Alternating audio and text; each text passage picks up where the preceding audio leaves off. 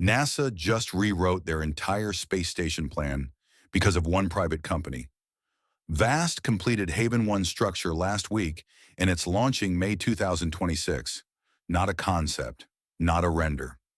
Real hardware with Starlink internet, a 4-person crew, and a 30-day mission that matches exactly what NASA now needs. The timeline? It forced NASA to scrap their original 6-month requirements and pivot to shorter missions. While the ISS retires in 2030 and China's Tiangong orbits alone, VAST is redefining the race. Let's dive right in.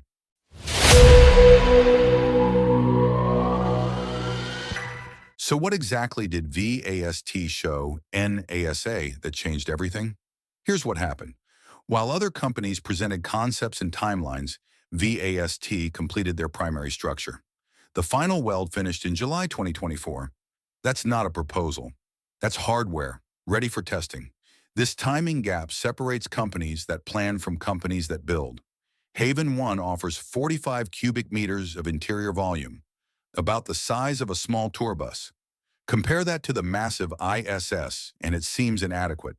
But China's Tiangong already proved size doesn't determine capability. Their smaller station operates continuously with full crew rotations, conducting all necessary research and operations. VAST studied this lesson carefully. Compact design means faster development, lower costs, and fewer failure points. The life support system uses NASA's proven open-loop design from the Space Shuttle program. Decades of reliable operation already validated. When the ISS retirement deadline is 2030, proven technology beats experimental approaches. Then VAST integrated something unprecedented: SpaceX Starlink connectivity. This isn't incremental improvement, it's gigabit speed internet in orbit. The ISS currently operates on connections slower than standard home broadband. Astronauts wait hours for data transmission. Haven 1 crew members will conduct real-time video conferences, stream high-definition data, and collaborate with ground teams without delay. This fundamentally changes how orbital operations function. VAST CEO Max Hayat explains their philosophy. We go to space to work. If you can rest better, feel better, and communicate better, you're going to work better. Their human factors team, led by NASA veteran Drew Fustel, who spent over 200 days in space, addressed a problem every astronaut faces: sleep in microgravity. The solution is inflatable beds that apply gentle pressure, simulating the sensation of lying down. ISS astronauts float in sleeping bags attached to walls, and many report poor sleep quality because humans need that pressure feedback. Haven 1 provides it through controlled air pressure. Simple physics solving a biological need. The station includes an observation dome for Earth observation, climate monitoring, and planetary science research. It's functional workspace, not tourism feature. Propulsion comes from impulse space using nitrous oxide ethane fuel with Moog thrusters for precise maneuvering. Every system prioritizes reliability and efficiency. In August 2024, VAST announced the Haven 1 Lab, and this reveals their actual strategy. The lab accommodates up to 10 research payloads, each supporting 30 kilograms and 100 watts of power. First partners include Redwire and Uri Gravity, established microgravity research companies. This is the critical calculation. Haven 1 generates revenue from research customers, manufacturing clients, and experimental programs. It doesn't depend entirely on government funding. NASA's budget changes with political priorities. Private contracts provide stability. The development timeline stays aggressive. Integration and testing begin early 2025, with launch scheduled no earlier than May 2026 aboard SpaceX Falcon 9. The inaugural VAST 1 mission sends 4 astronauts for a 30-day stay using Crew Dragon, with additional missions planned throughout operational life. This is where the narrative shifts dramatically. NASA originally designed their commercial low Earth orbit destinations, CLEOD program, around 6-month missions with 4-person crews, including 2 NASA astronauts, essentially replicating the ISS model with permanent human presence. The numbers stopped working. NASA faced a $4 billion funding shortfall. Companies like Axiom Space, Blue Origin, and Starlab designed their stations for 6-month requirements, but fell behind schedule. The risk became unavoidable. Aim for ISS-level capabilities, and potentially have nothing operational when ISS retires in 2030. NASA made a decisive change. They abandoned fixed-price contracts in favor of Space Act agreements, flexible funding that allows different development approaches. The new target, 30-day missions with 4-person crews, total funding up to $1.5 billion distributed between at least 2 companies. This represents a major shift from permanent presence to short-duration capability. Angela Hart, director of NASA's CLEOD program, framed it directly. This is about helping companies prove they can build safe, working stations that NASA can rely on in the future. Phil Mallister, former NASA official who helped shape commercial spaceflight programs, called the new plan genius. He noted the original expectations exceeded available funding. The choice became clear: operational capability or nothing. Haven 1 was already designed for 30 to 40-day missions with 4-person crews. When NASA revised their requirements, VAST didn't need to redesign anything. They were building exactly what NASA now needs. Max Hayat responded to NASA's change. This is the smartest move they could make right now. He argues that attempting immediate permanent presence would cause delays and risk missing the critical 2030 window entirely. He also highlighted NASA's strategic thinking. Funding multiple companies creates competition and redundancy. The Commercial Crew Program demonstrated this. Having both SpaceX and Boeing meant no single point of failure. Space stations require the same approach. The business structure matters significantly here. Vast projects only 20 to 30% of revenue from NASA contracts. The remaining 70 to 80% comes from international partners and private clients pursuing legitimate research and commercial applications. Not space tourism.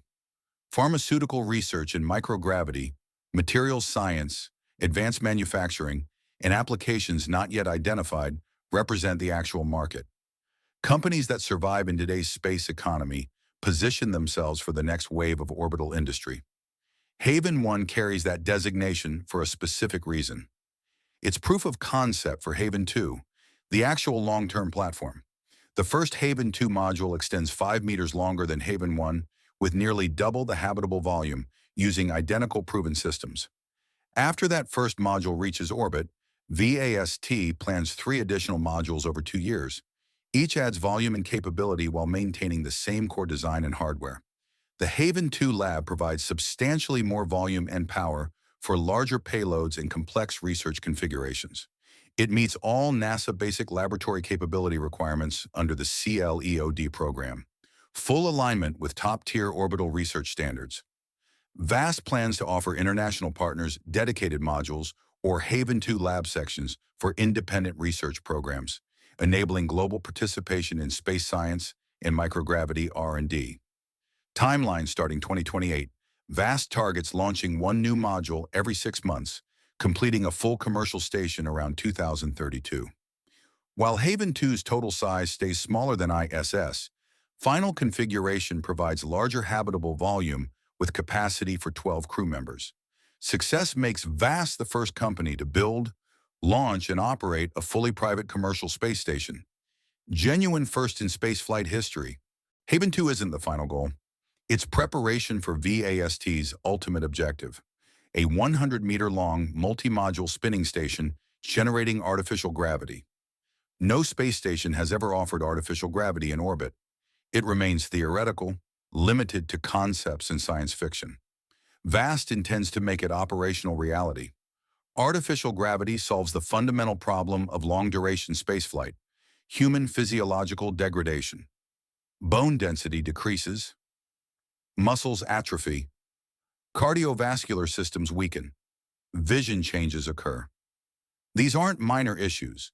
They're mission-limiting factors for deep space exploration. Demonstrated artificial gravity capability doesn't just advance space stations. It enables Mars missions, lunar bases, and sustained human presence beyond Earth orbit.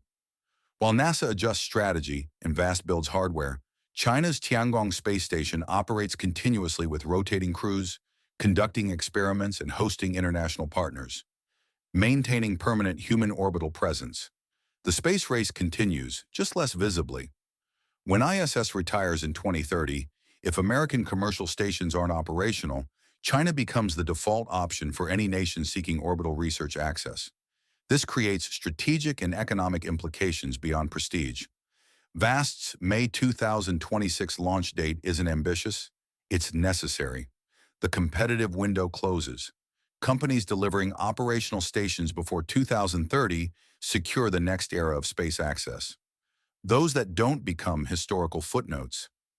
NASA's pivot to 30-day missions acknowledges this timeline pressure. Short-duration American stations, operational before ISS deorbit, beats aiming for perfection and achieving nothing. This isn't manufactured drama. It's actual consequence of budget limits, engineering challenges, and geopolitical competition converging at a single deadline. 2030. Haven 1 launches in 2026 if schedules hold. NASA's revised cleared program funds at least 2 companies for 30-day demonstrations by 2030. Haven 2 modules begin launching in 2028, building toward a 12-person station by 2035-2032. Beyond that, artificial gravity transitions from concept to reality. The ISS required decades and multiple nations to construct. Haven 1 was designed, funded, and built by one private company in a fraction of that time. That's the fundamental shift, from government megaprojects to commercial speed and efficiency. The question isn't whether private stations replace the ISS. That's decided. The question is which companies survive this transition and what orbital infrastructure they create. VAST made a specific bet.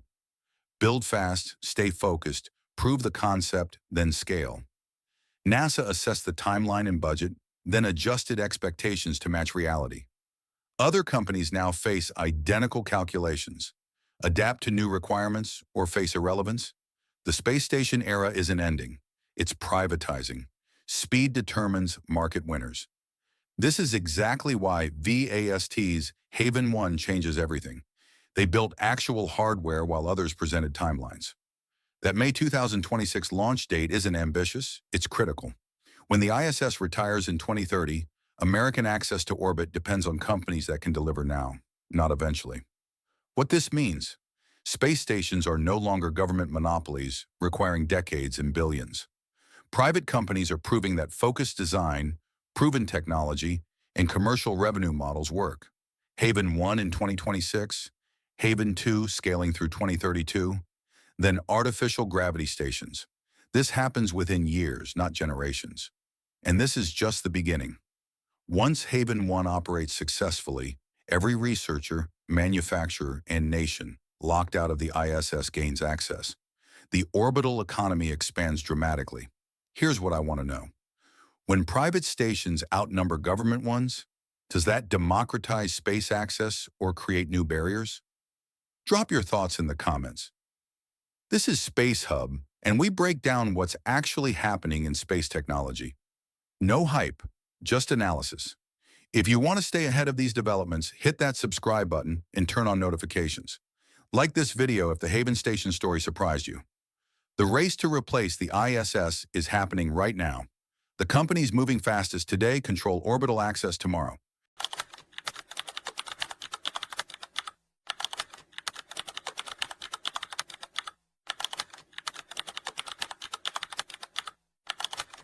NASA just canceled Dreamchaser's $1.4 billion ISS docking requirement. After 7 delays since 2020, most see this as failure. But the real story is far different. Sierra Space created an entire defense division in June 2025 for one reason. The military space market is worth hundreds of billions annually. Dreamchaser's runway landing and 5,500 kilograms payload capacity make it perfect for classified missions. Capabilities China's spaceplane already has. This isn't a setback, it's a strategic pivot. Let's dive right in.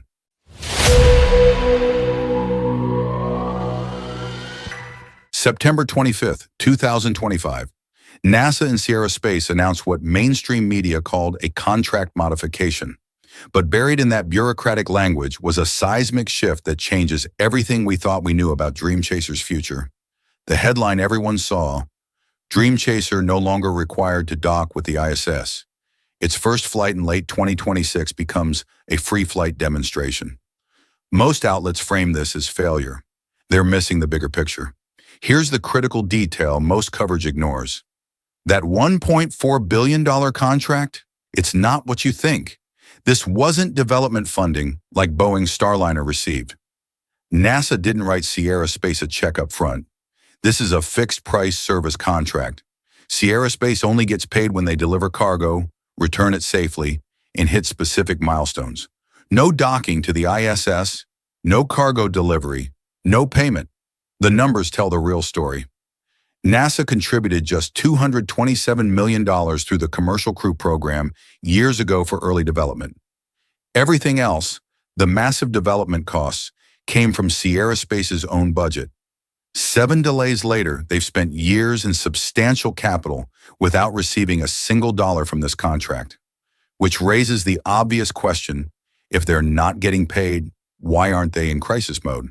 The answer reveals a strategy most analysts completely missed. 3 months before this contract modification, something significant happened. June 2025. Sierra Space launched an entire new division called Sierra Space Defense. Not a side project, a full division with dedicated leadership and resources. CEO Tom Bacensi's statement at the time deserves a closer look. Dreamchaser represents the future of versatile space transportation and mission flexibility, addressing emerging threats and national security priorities as we accelerate our entry into the defense technology market. That's not corporate jargon. That's a roadmap. The economics explain everything. The U.S. defense space budget operates in the hundreds of billions annually. Unlike NASA's civilian programs bound by strict certification standards and fierce competition from SpaceX's Dragon, defense contracts offer different dynamics. Faster approval processes, flexibility for specialized missions, and substantially higher profit margins. Sierra Space faced a brutal calculation. Continue burning money waiting for ISS certification while the station approaches retirement in 2030, or pivot to a market desperately seeking their exact capabilities. They chose the path that ensures company survival while potentially delivering even greater returns. And the Pentagon is paying attention. But why would the military want a spacecraft that couldn't even meet NASA's timeline? This is where Dreamchaser's design becomes crucial. It's not just another cargo vessel competing with SpaceX. Its architecture, based on NASA's HL-20 lifting body concept, delivers capabilities that capsule-based systems fundamentally cannot match. Runway landing changes the game. Unlike Dragon or Cygnus that either splash into the ocean or burn up entirely, Dreamchaser has wings. It glides through the atmosphere and lands on conventional runways.